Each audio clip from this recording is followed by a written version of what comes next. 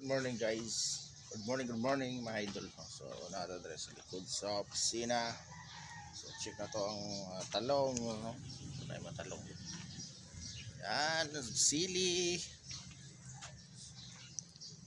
So organic rin tayo ng mga idol. No? Mga sili dre. So permin may anik kaon dre. So wala na may kapalit kayo utang sa merkado. Kaya dre na may pahit sa mga tanong. So tanong man ni sa mga opisina. So kami na palit.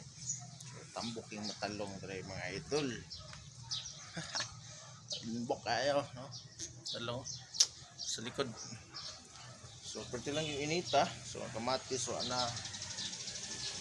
So na may gitanom dre nga sangig. No? Sangig ug tanglad. Sili.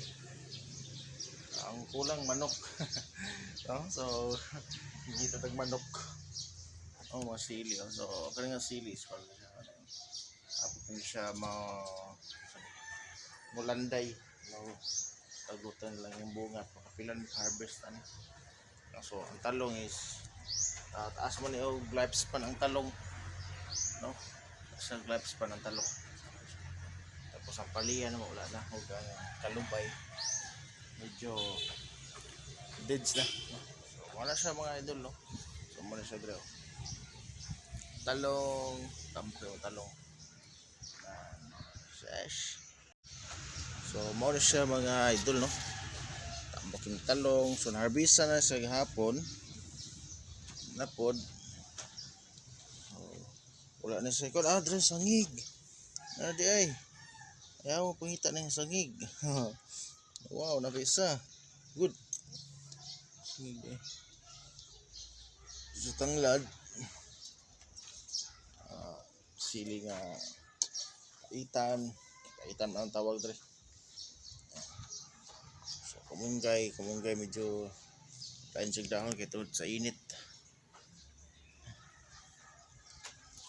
So talong tambok kayo mga idol, tambok kayo unya. So same sa dre na siya talong murag so kamatis is hapit na siya mo kwan expire yang life. Sheesh. So balatong so gubot na kayo kaya sa sari ra ako'y balatong are kami kayo mo ang pisto dre. So kanin siya is tawag mo yung taga Cora organic fertilizer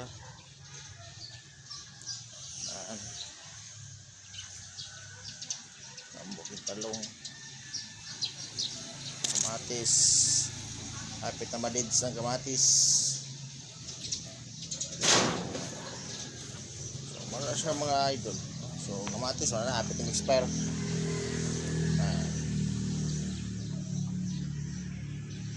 So sana siya dito, no? So siguro may kaon na ni may talong wala na siya kanang ulod mga idol. Lay ulod ng sulod kapilan ko kaluto ani sus di na kay kalima lang guro pili kitag talong god. So napuloy so last time mga idol lama peace.